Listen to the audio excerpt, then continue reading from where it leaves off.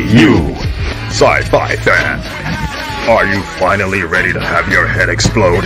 Never before seen sci-fi action. A strange new world. Exotic technology. Kick-ass characters. And a story that will turn your mind inside out. Nephilim Squadron Volume 1. Available now on Indiegogo.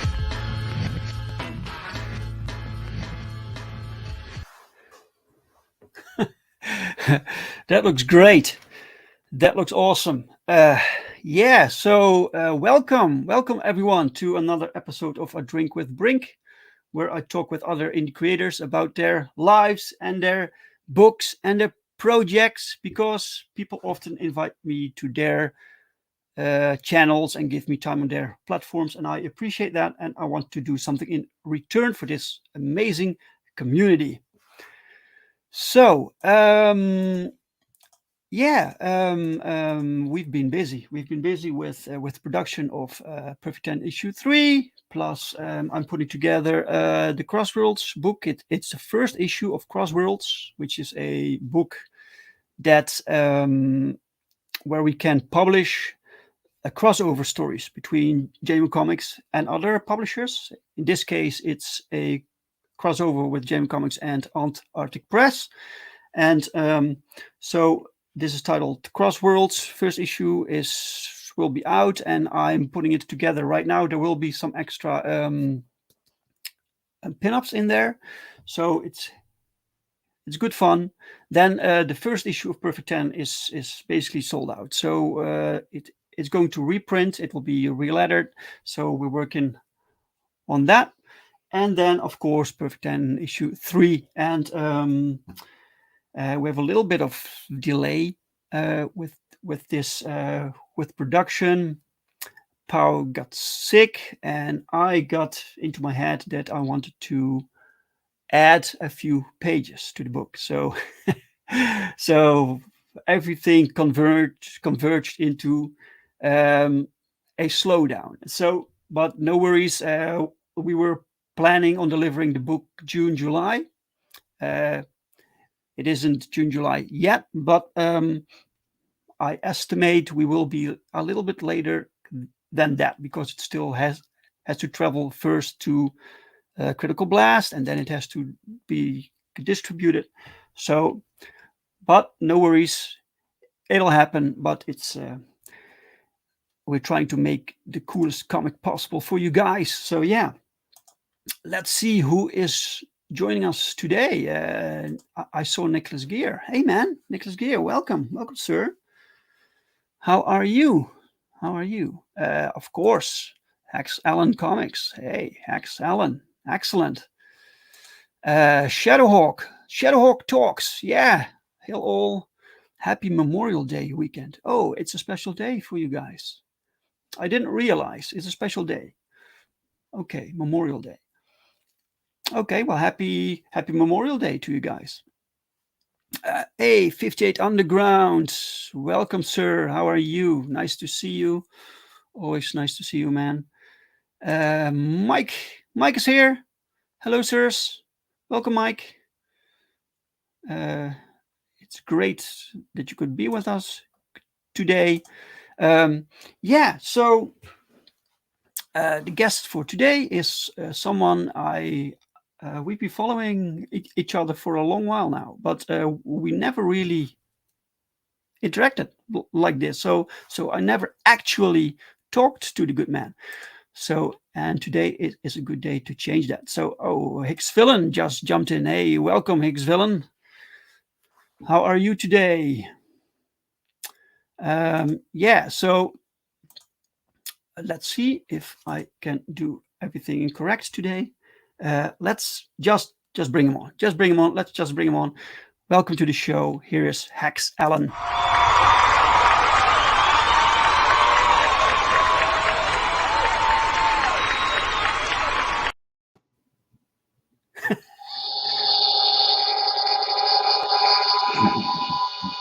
Hey. Wow. That was great. Yes. Fantastic. I'm off planet right now. All right. All right. So where you at? I'm in Mars orbit, as you can see back there. All right. Mars orbit. Wow, man. So you can work quietly without the Oh family yeah. disturbing you, Oh, right? these times are so rare, and at home, I have so Right. much to do, so busy. Right. Right. It's Yeah, not no, like you have like thanks for having me space on, babes Dave. walking around there. Yeah, Yeah. it's great to be on, Dave, and thanks for having me. Yeah, yeah, you're very That's welcome, man. I'm so glad you could come on today. mm, We discussed this earlier, but was delayed. So I'm so happy that you could make it. Um, because yeah, like our network is so big now and growing that it's I want to like hook up with so many new people, and then others get lost in the in the shuffle, as, yeah, as they that's say. amazing, man. That's Mm, amazing that this community is growing. That's yeah, fantastic. awesome. But you were there from the beginning, man. Well, not really. Well, but I was watching from the shadows, I guess, from uh, around since 2018, and I didn't really become active as a on in social media with Comicsgate and others, crowdfunding people, until around March of 2020, when the big thing happened and everyone had to stay home. Oh, so that prompted you to make your own book. Well, I was already making it, but that Mm. kicked me into high gear, and actually, you know, uh, I figured out that you have to network and get your face out there first, before before anyone wants to buy your book. I can Right, make it, right. and then it'll just sit in a vacuum, unless people know about it. Right? Exactly. So how did you try to sell your books? Did you go on Uh, crowdfunding platforms or mm, conventions? no, I never did. I was just working on it over the years, and just with the intent that I would eventually self-publish, but I didn't really know how. And I'd heard of Kickstarter, uh, but that was I since I worked in the video game industry for several years, that's what I Oh, generally knew Kickstarter to be for. And as a comics fan, and creator, uh, I didn't realize that it could be done through crowdfunding until I started watching. Started with watching Nerdrotic and and others like Overlord, Doomcock, and then they started talking about your boy Zach and Ethan Van Sciver, and then those videos started coming to my feed, and I watched those guys, and then it just snowballed from watching the big guys to the uh, smaller creators, and just getting more involved more and more. right. Okay, so let's back up for a little bit. You said you worked in video games. Yeah. So what did you do there? Oh, well, for several years, I started out as a QA, quality assurance. But prior to entering the gaming industry, I was a freelance artist and animator, and I just got into video games. Just kind of stumbled into it because there was a, a kind of a lapse in employment, so I just needed Right. something to do. And then So it wasn't your dream job to work with no, video but I games. just kind of got stuck in it, Okay. and thinking that I could be an animator in this company. I worked for Activision, um, Oh, for 7 years, from like 2005 to 2012. Activision Blizzard nowadays. Yeah, yeah. And eventually I worked my way up to becoming an animator with the Treyarch studio, for Black Ops 2, Call of Duty Black Ops 2. Oh, really? Yeah, and then that contract ended, and left Activision, and then went into mobile gaming. And it was there. I was in mobile gaming for like 3 years, and that's where I went back to technical requirements QA kind of position. So I had to kind of start over again. And So then what's the big difference, the major difference between working for these AAA game companies and mobile games? well, AAA generally you're kind of unseen unless you're like a superstar creator. Right. But uh, I don't know. It's I guess I learned a lot in AAA, but I learned more in mobile because it was the barriers were lowered in terms of interacting, departments interacting with each other. So when I was with QA in the mobile gaming company, I was able to easily speak to programmers and artists, and we all interacted with each other, and so Mhm. I learned programming and. But trying to get in as an artist at that company there was I don't know, it's kind of like clubby, Right. uh, Right. you know, Right. I You don't have know. to know someone there Mhm. that gets your foot in the door. Yeah, and I Right. don't want to like you know make speculations, but it seems like you had to be a certain type, like, mm, maybe I wasn't female enough or Asian enough. I don't know what it was, All right. Yeah. Yeah. but I don't want to speculate about that. So you learned how to program. That Mhm. sounds difficult, man. Yeah, it is. Yeah. Still don't know what I'm doing, Completely different but from I from learned enough from, uh, from to drawing. You wanted to draw, and now you're coding basically. yeah, yeah. So I mean, I learned enough to figure out what I need to do for a game that I came up with, a game idea I had to come up with, um, and that eventually led to being integrated into my first campaign. oh Not the game part, but the artwork for this game I created, or I'm still creating. oh, you're still Um, creating a video game, yeah, mobile game. yeah. Cool, man. Shield. It's called Shield Net Sword, Yeah. and it's basically a rock paper scissors game, uh, but you're controlling a side-scrolling character that's walking, uh, and you have to uh, match up your weapons with your opponent's weapons, which are shields, nets, and swords, and so rock, papers, and scissors are Right. supplanted by the shield and net and sword. Right.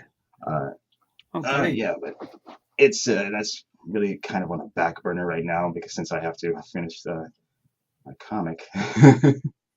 Yeah. Yeah. Your comic. So your current comic was not the first comic you made.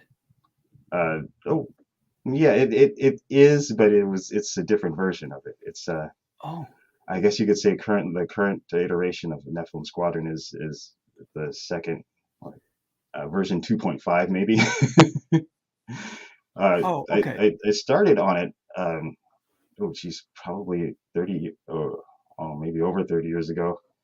Oh, Uh, really? yeah, Wow. so it's not like I've been working on it the entire time. It's just I started. I, I did one issue and then I thought it was trash, and then I stopped. But I kept developing it in my head and in notes, and it wasn't until around 2017 when I took myself seriously, and I was like, Right. okay, you're getting too old. Let's do this now. And then with uh, the kismet, the manna from heaven that is crowdfunding fell into my lap, and and here we are now. Yeah. Yeah. Yeah. Welcome, Bristolian Dave. Ah, hello, Dave, and Chat. Hello, All chatties. right, me bebbers. Hello, Dave. Shadowhawk. Yeah. Okay, but that's great. So this is the same concept you had from 30 years back. Hmm. And one day I'll show what it looked like before. Oh yeah, that would be great. That Yeah, would be that'll be great. fun Yeah. to do. Maybe in as one of those behind the scenes making of. Yes. Yes, people love that, man. Yeah. I love to see that, to see the book as it is now and how it started, and then you see the progression, and that's great stuff. Mhm. But it Yeah. does mean you have a lot of faith and passion in this project, because you never change it. This is the concept that stuck with you for 30 years. It's ridiculous, isn't it? No, it's not. 30 years. Oh, No, what it's a not. waste. It's my own comic started also like 25, almost 30 years back. It's a new version, like you say. It's completely different from how it began, but the core is still there. Yeah, So we totally get it. yeah. That's it started off with as actually two different titles. Maybe I'll do that as a trivia question, like. Wow. Yeah, the original, well, the second original title I had for Nephilim Squadron, it was called HexAllen Squadron. So maybe later on that could be a trivia question. Right. Right. For people who are watching and remember later. Okay, so basically you always knew you wanted to make a comic book. You knew you wanted to be a comic book artist. Oh yeah. That was your dream. Mm-hmm. Yeah, right? it started with really just well, after I'd fallen in love with just reading and collecting comics. I was also a fan of anime and manga, and particularly this show called Robotech. And oh yeah, and, Robo yeah, Robot's Egg, Robotech. Robotech. Robotech. Robot's Egg. I was like, there's okay, that. Robotech. No, I know that we had that here also in the Netherlands. Robotech. Yeah. And that and a whole bunch of things just sort of inspired me. Right. And right. From Star Wars to, I'm just a pop culture polyglot empire of a man. Right, but it is science fiction. So science fiction was your main. Was what you like the most. Right. Oh yes. Right. Thinking about the future. Right. Yeah.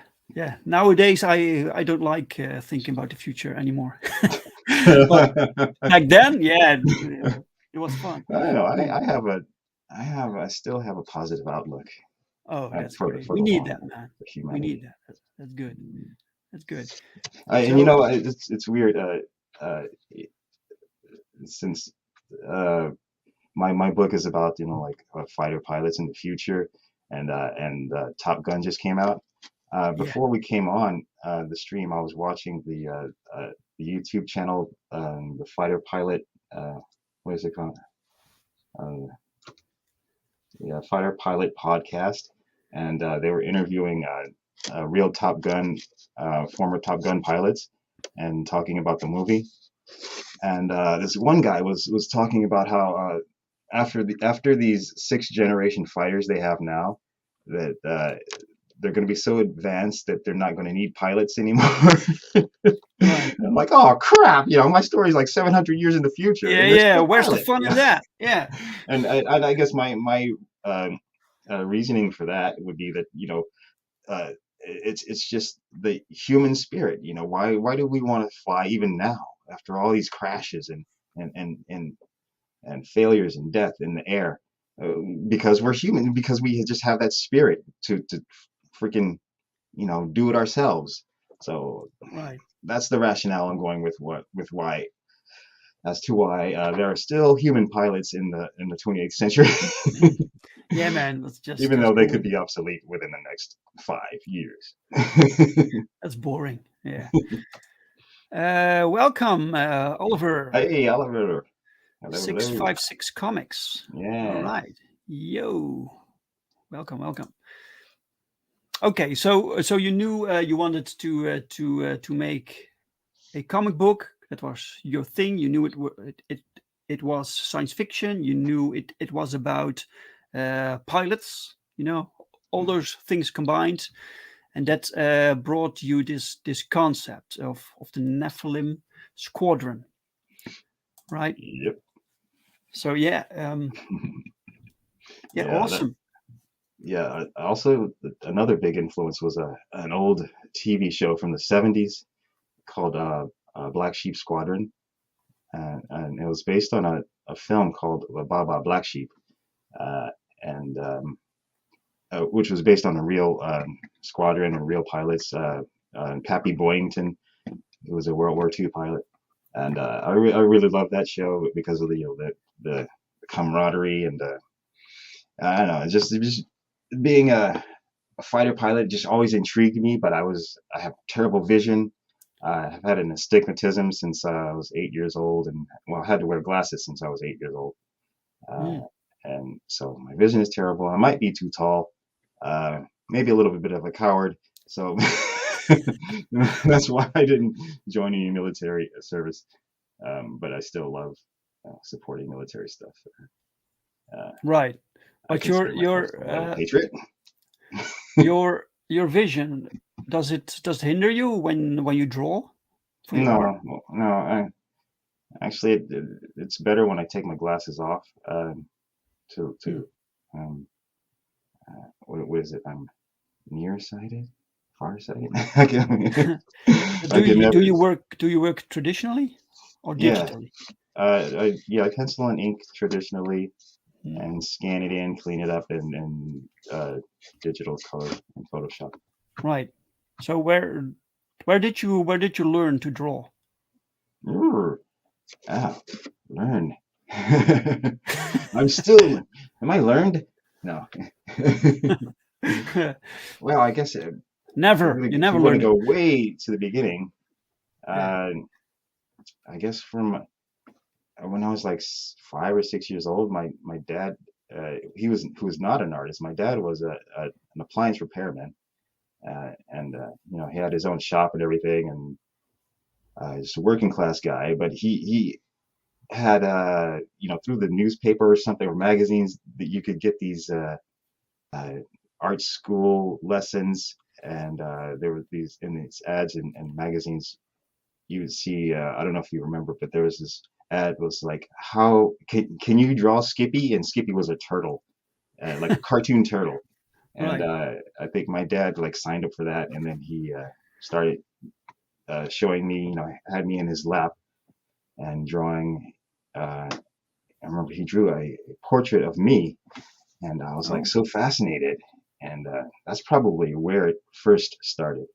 And then from there, the love of Star Wars and cartoons and comics, and I remember in second grade, instead of going out to play for recess, uh, me and my buddy would draw Empire Strikes Back battle scenes, and just every day. So that's pretty much where it started, like drawing Star Wars battle scenes of the Hoth battle Right. in second grade, and Yeah. And it's easiest, right? Because it's complete snow, so you yeah, don't have to draw anything.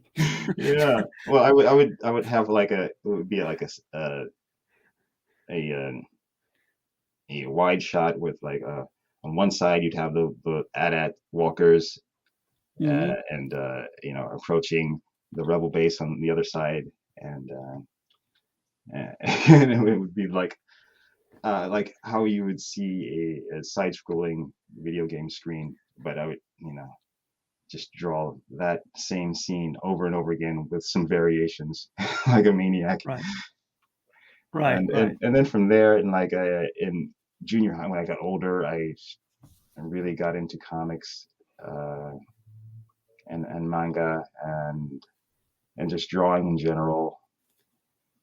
And I went to my first convention around 84 or 85, and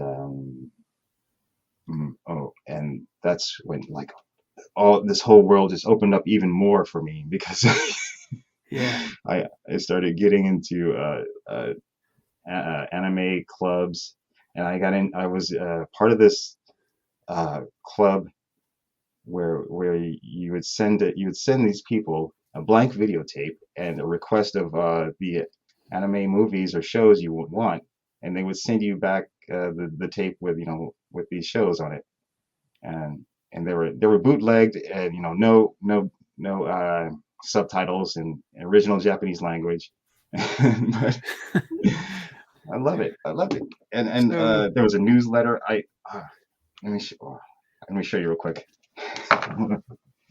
okay. Mike says that dense plagal variant cover Been doing is some so spring cleaning. distracting. Yeah, it is. It So is. I was part of this club called Japanimation USA. So what did Yes, you get? we called it Japanimation actually back then. Okay, Japanimation Japanimation.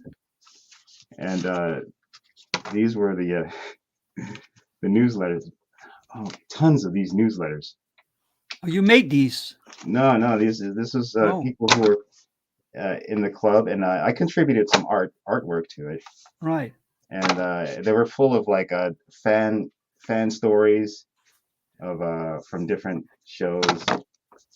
Urusei Yatsura, Lupin, and Macross, of course, Megazone 23. Oh man, those were the days. And yeah, I kept all of this stuff. This is from like the 80s, and Yeah, good stuff. I'm gonna have to do a feature one day on my channel to go through all this stuff in excruciating detail. Yeah, that's great. That's fantastic. So Yeah. that was like part of the origin. Yeah, you have to get fascinated with all this stuff, man. That's the same with me with superhero comics, and I got completely fascinated, and I wanted to work in comics, and so you kind of steer towards what making things that you loved when you were young, Yeah, and then in high school, I took I was formally trained.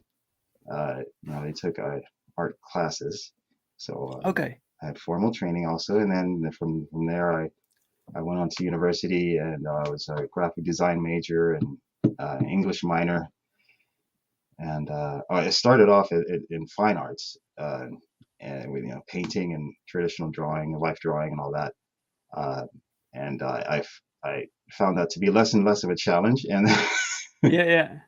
so and then I thought, well, it's probably more practical if I major in graphic design.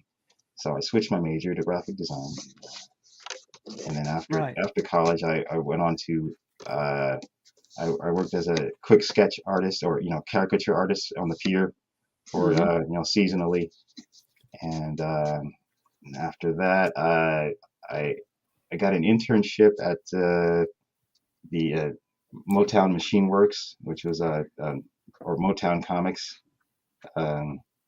where I met John Hervey, and this is like 25 years John ago. Hervey was on my show. Yeah, one time. Yeah. John Hervey of Black Tiger fame. Yeah, cool guy. Yeah. Yeah. He was in a different department, and I was an intern for the coloring department. So we did Photoshop color for I worked on a book called The Crush, written by Mike Barron. Hey, 6 Degrees of Mike Barron. The Crush. Yeah, it was a limited series, a masked vigilante. Was he a psychiatrist? The Crush. I don't remember. I think I got it. Oh. Let me say hi to Immortal Rising Comic Book. Welcome. Hey. Hello. And Mr. Stalin, of course. Joseph Stalin. He saw Milkers and he clicked. Yes, that's what works, man. Welcome. Now I know what to do. Yes. Yeah, man. Yeah. Milkers everywhere. Yeah. Okay. Let's just bring up your campaign, man. Let's see what you got. Let me share the screen, and it's this one. Here we go. Pow. Nephilim Squadron. Okay. So a mind-bending hard science fantasy graphic novel. So it's a graphic novel. It's not a floppy, but how many pages is this? Oh, it's going to be 80 pages. 80 pages. Okay. Yeah. Okay. So what does the title mean? The title. The title. If we're going to get into a metaphor here, I guess you could say the Nephilim Squadron is it sort of describes the ups and downs of the people who are the members of the Nephilim Squadron. Because if people are familiar with ancient biblical stories, the Nephilim were the fallen angels, or in some interpretations that they were possessed by fallen angels, or possessed by angels, or who knows? We weren't there. Right. One sec. I want to say hi to Rex, Devil Flyer. Devil Flyer. Welcome. Hey, Rex. Mike says, I remember Japanimation instead of anime in the 90s. Mm-hmm. Further. Japanimation. Yeah. Yeah. It sounds, I guess some people thought it was a bit offensive. So. It was? Why? I don't know. I don't know why that would be offensive. But... Nowadays everything is, but back then, I don't know, man. Yes, Nephilim, the angels, the class of angels. Okay, so the squadron was named after fallen angels. Mm-hmm. And so our heroes in this book they start off at the height of their popularity and skill and power, but quickly, things fall apart for them personally, but over the course of the story, they go through their trials and tribulations and rise up again to become heroes. So that's basically what the title entails. Right. In terms Here of are some personal character arcs. Right. That's great. Here are some artworks that they're not on the campaign, right? Not on the page, but you can see them here. Mm-hmm. Yeah, those that's the original line work. Mm-hmm. And cool. So they are fighting some sort of bug-like aliens. Yeah, they're these giant creatures. They're I call them shroom dragons because actually they're piloted. They're actually piloted by the humanoid aliens. Oh. And right. This is like a little cockpit on the back. Yeah. Right. Okay. And those aliens that are piloting them, they're called the humans. Colloquially call them shrooms because they appear to be like walking like mushroom people. Shrooms. Okay. And then these creatures that the shrooms, or they're officially called El Savali because that's the region they were discovered. The El Savali, or the shrooms, they are piloting these other creatures, these giant like lobster-looking, I don't know, creatures, which are actually what you see these creatures in the ones in the air. Those are actually that's like armor, shelled armor, and what's inside is more of a mollusk sort of creature. So what you're looking at is like actually armor for what's there's like layers of things going on with them. But the humans, the human colonists on this planet, they don't know from like Earth myth and everything. They have their own myth. They've created their own culture eventually. But so they really don't know what dragons, traditional Earth dragons, look like. So they call these creatures dragons. You see. These creatures? No, the ones that like on the right side. The ones on the right side. All right. The flying ones. Yeah. Right. Yes. So Mike is sold. Walking shrooms, yes. Yes. And he has a question for you. He asks, what is the holodeck mentioned in the perks? The holodeck is the digital version, the PDF. All right. It's holographic because you can't touch it. Okay, guys, you can't really see it here. I think on the screen, but on the campaign you can zoom in. Okay, you basically gave us the little pitch, right? Yes. For the book. Would you like the verbal pitch for people Sure. who are not looking at the screen? Sure.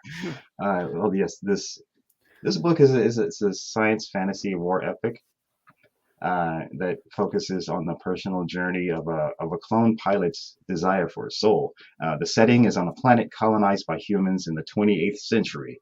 A civilization and nations were formed over time, but in recent years, the civilization has been fighting a war with the quickly evolving native beings on the planet.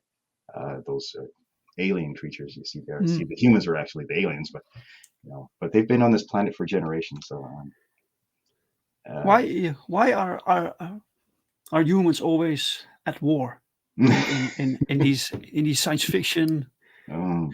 Well, science fiction conflict stories. conflict is pervasive throughout the universe, and we wouldn't have existence if stars didn't collide. Right. But it looks nice. The preview here from the book. Will this be hardcover? No, it's a soft, perfect bound. Right, perfect bound softcover. Right. Yeah, hardcover. Oh my God. Maybe one day. Yeah, one day, man. One day. So, following the war's escalation between the humans and the creatures, there's a third party that enters the scene, and which are the Sol Interstellar Forces, and they are a Star Trek Federation-like organization, and they're sent in there to find out how and why the humans on this planet have awakened this strange and rapidly evolving species, and that's important because it appears that the prime directive of not interfering with intelligent sentient life has been violated. But yeah, the thing is that the people who were living there for a long time, they didn't know that these creatures were there. But there was a small cadre of people over people who kind of run the planet who discovered them centuries ago. And the Elsevier you see in the story currently, or they had you'll see a flashback where you see what they looked like before, and they evolved from what I could describe as like coral on land into walking, talking organisms, orgasms, walking, talking orgasms. Yeah, you're going to sell many books like this, of course. Yeah. Devil Flyer Rex, he says, we'll be back in your book soon. Yeah, baby. Not hardcover, just a lot of pages. Yeah. Yes, 80 pages. Yeah. And a good third of it is already done, because that would be chapter 1. There's 3 chapters in this book. Chapter 1 is I launched a campaign for that a couple years ago, and it should be fulfilling soon. And I'm tightening up the print files. Wait, so you launched a campaign for chapter 1 a few years back? Yeah, 2 years in November 2020. Here, let me show you this. Yeah, I'll give you this. So chapter 1 is not the same as volume 1. Volume 1 is a continuation. It includes chapter 1. Chapter 1, that campaign was a black and white preview of volume 1. Okay, so that was in 2020, and you're now fulfilling it. Yeah, well, not now, but it's going to print this week finally. Oh, wow! And I'll have my special announcement update in a few days. Okay, so this means that you had a campaign in 2020 of a part of the book that people can get here, and people will get that book from 2020 soon. Yeah, next month. for next 2 months, right? And the hope is that when people read the chapter 1, the black and white version, they'll sing out the praises and and hopefully be inspired to back volume 1, which is in color, and the full 80 pages. So but how what I many said- pages was chapter 1? That's 36 pages. And check the link Oh. I sent you in the private chat, and Oh, you sent me a link. Oh, you wait. can see what that looks like there. Let me share it. Oh, you gotta go. Do you want me to share it? Oh yeah, sure. Let me share that. Let me quit this, stop screen. And then we share screen, and then we go this one. Right. Oh yeah. So if you scroll down there in the updates, that Updates. Yeah, Oh, right. here. Yeah, it's already there. Yeah, that's the print that the chapter 1 backers are getting automatically. And Right. The homage to the Top Gun, and then keep going, keep scrolling down, and click read more for the next one. The one right underneath the picture. Go back up, and then this there's one. another update. Yeah, read more. Yeah, so now you see that's what chapter 1 looks like. Right. And with the fully rendered black and white shading. Right. Oh, okay. But volume 1, this will be in color. And, Yes. There's a slightly different method for doing the black and white and the color. So it's not like I just colored it and hit the grayscale button, No, it doesn't work like that. No. Mm-hmm. Yeah. You do all of that yourself. You also do the coloring. Yes. Right. So you do the lettering, you do everything. Yeah. Insane. How about the writing? I'm gonna need some help later on with the lettering and possibly color. So, right. So do you? This is crazy. I can't do this anymore myself. Right. Okay. So this, so people will get this book. Right. So soon. Chapter 1 is Chapter 1. Okay. Mm-hmm. All right. This will be your summer reading. Right. Okay. Then remove this, and we go back to this one. Back and forth. Here we go. Back to this one, because this is the book that people can back right now, and this is the colored version of what you just saw, plus more. Yes. And when will this book be finished? Finished. Yeah.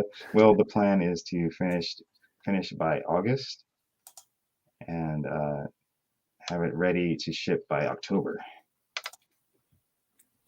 Right. August, October. Okay. Cool. Right. So you made, you do everything. You got Dan Plagle to make a variant for you. That's my man, Dan Plagle. One of my variant covers. Yeah. And looks great. That's the color's still work in progress there. That's not the finished color. So tell us about these characters. Oh yeah, there's Teru, Mecha, and Jason. Those are the triumvirate of heroes. This is Jason. Yes, that's Jason. This is Mecha. Yeah. Right. And Teru. And Jason are clones, but they're special clones in this universe. I call Takwin. Actually, Takwin is a real word, and it's a clone that's created through alchemical means. But in this universe, the Takwin are just not regular clones. They actually have a special chemical makeup in their bodies that allows them to successfully, teleport without any adverse effects on their bodies. And regular born humans can do this. They can be teleported also, but it takes a toll on their bodies, and they often get sick. So the Takwin were created to, for teleportation to, for travel, to fight wars, and the special fighter craft in the story, the Glav, which stands for Gridline Aerial Vehicle. They're essentially like magnetically powered UFO like sort of things. So and they fly at incredible speeds, and then they have the ability to teleport from one space to another. Right. With the vehicle, or they themselves? The vehicle. Oh, okay. Right.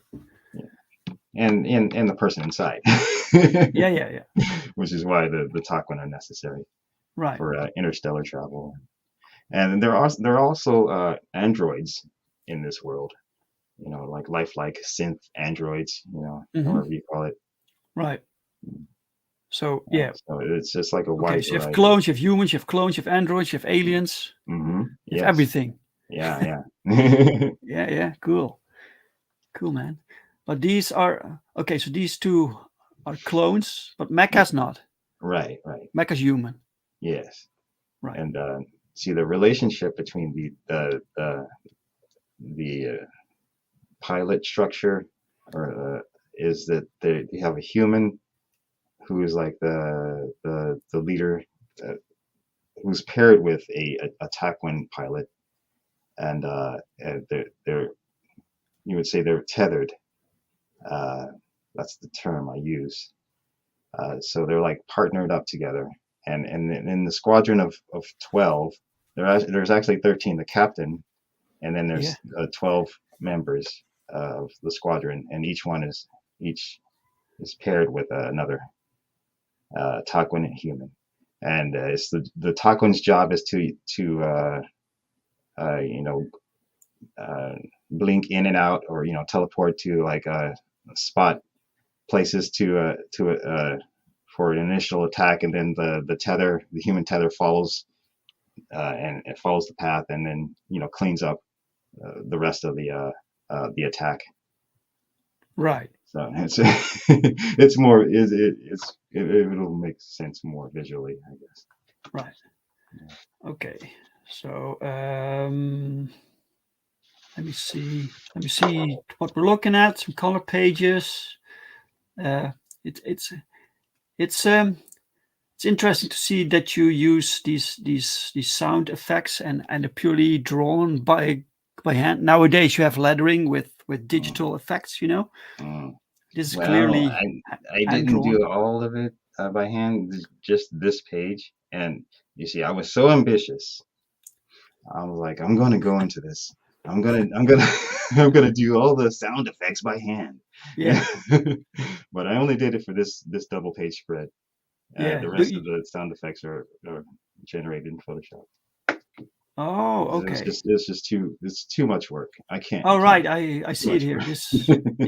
I see it here. This is clearly digital. Yeah. Right. Yeah. Do you ever use the word onomatopoeia? Yeah, onomatopoeia. Yeah. Yeah. Right. Yeah. It's a funny word, onomatopoeia. Yeah. Okay. This looks pretty nice. This one of the planets. Mm-hmm. It's the opening page. Tamarin 12. Yeah. Right. Yes. Named after the explorer. Oh, a fictional explorer. Of course. Yeah. I just made up. And this is great. It's great. Yeah, a lot of strange creatures on this planet, and that's just the tip of the iceberg. How do these creatures smell? They probably smell through the back of their heads. Right. Look at these flowers. They look sad. Yeah, frozen in time. And frozen scream. What are these called? I don't have a name for these. No, you don't. No. Oh, And, there are other plants that I have names for, or there's a yeah, I guess it's a substance that you'll see in chapter 2. They're called moon fairies, and okay. it's actually a drink, but it comes oh god, how do I describe this? It's actually it's like a little creature, like a little humanoid creature in a container or glass, and it's strapped to this thing and struggling, and but uh, it's like a plant, but even though it takes on the appearance of a humanoid, and it's poisonous to regular humans. Only Taquin can consume this to get intoxicated. And what they do is they puncture it, and the gases emanate from this creature as it appears to scream and writhe in this enclosed capsule. And then as the gases emanate from it, you stick a straw in and suck on the gas, and and uh, And then and it dies. yeah, it dies. But the Taquin who ingests it, it not only it really, I guess you could say it gets them high, but what it really does is it teleports them to a different dimension. Holy And shit. as you're watching it as the observer, this person will disappear for like a second and then come back. Okay.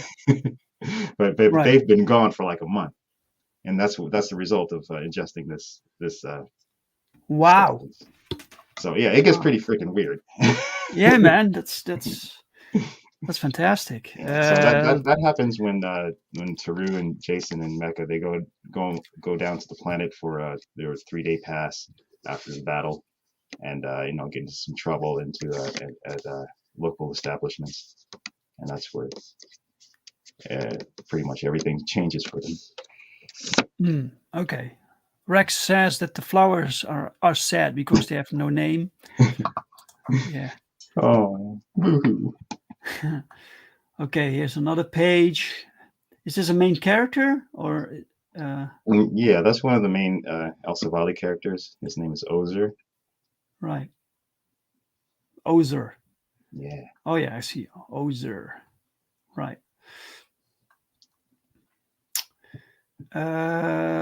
This is a print, right? So Yeah. you get this with your purchase. Yes. From now through I think I put July, but I think I maybe should extend it to August.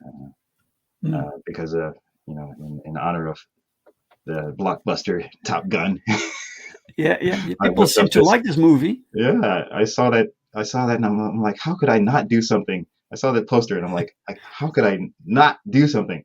My Yeah. my property is about fighter pilots, Right. Yes. so I was inspired by that poster, and I was like, yeah, I'll just whip up this print real quick. And Yeah. there you I'm have it. just happy they made a movie in modern times that isn't crap. Yeah, yeah. Thank you, Hollywood. A sequel to something. Yeah. Okay. Stretch goals. Did you unlock some yet?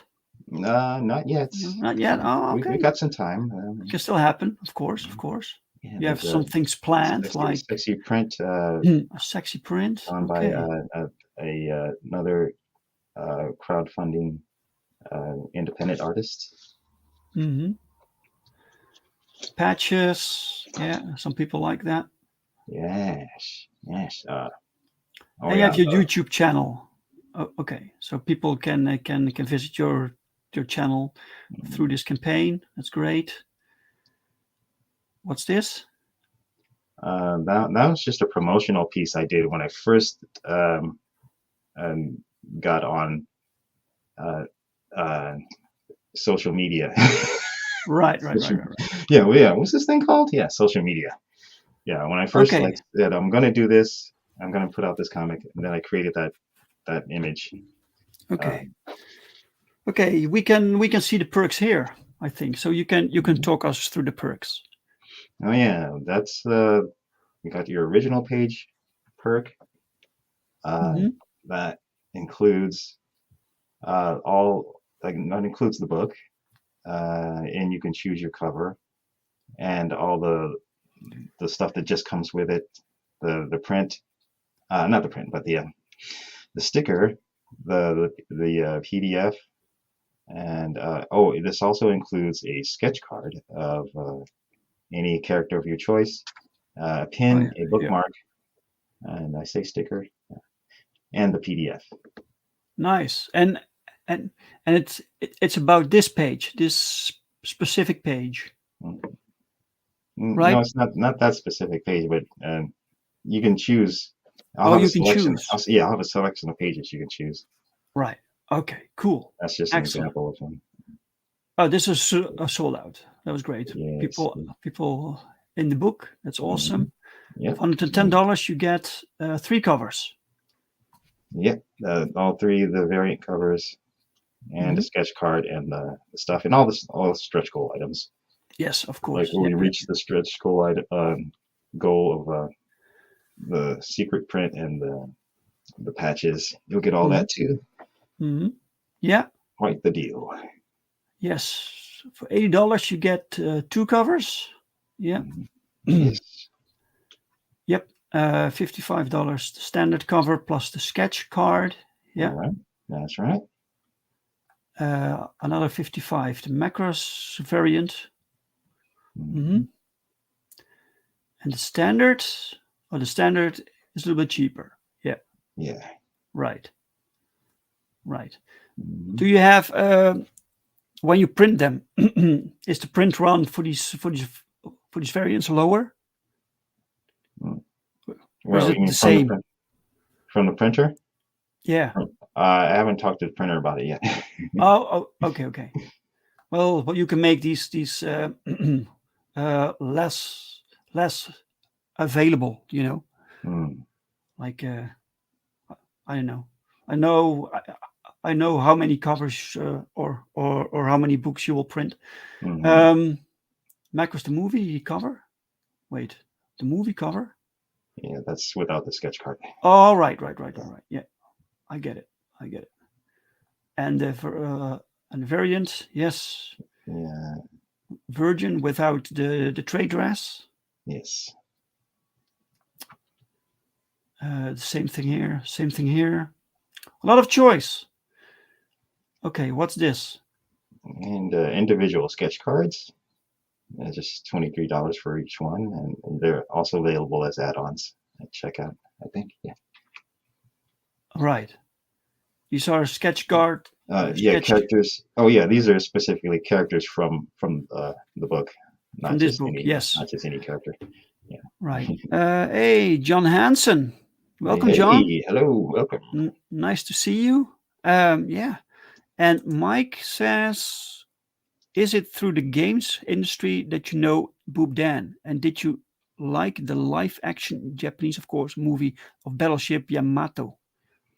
Oh, no, I don't know Dan through the games industry. I met him through the internet. Yeah. And Yamato, I own it, but I haven't brought myself to watch it yet. How many years has it been? Yeah. I heard it's good though. I heard it's good, but yeah. Yeah. Okay, and then lastly, the digital download. Yeah, for $15 you get 80 pages of comics, right? Mm-hmm. So it saves you shipping. So guys, if you want to support Hex and not pay for shipping, then this is perfect. Yeah, yes, this is fantastic. But why would you do that when you could get the digital with all the other stuff too? Yeah, of course, preferably. But yeah, you know, man, there's lots to choose from nowadays. Okay, you now have 60 backers. Mm-hmm. Yes, that's great. Backers. Let's do a little refresh. You never know, man. You never know. A little Brink boost. You never know. It does happen. You know, it does happen. But I appreciate all 60 backers. Thank you very much. Not right now. So, but 60 backers, it's great, and you'll be staying in InDemand until the book is fulfilled, right? fulfillment planned for October, but I want to stay in demand until the end of the year, and Oh, then I'll close it. The plan is to close it all down on my birthday, January 2nd, 2023. right. Okay. Okay. And then I'd also like to, you know, expand my horizons and work on some smaller projects, you know, collaborate with other people, you know, Right. and then get back to working on Volume 2, which I don't know. I'm planning maybe not won't be a mailing list for that one until probably 2024. Oh yeah, yeah. You got a lot of things planned, right? Yeah. So how many volumes do you want to make?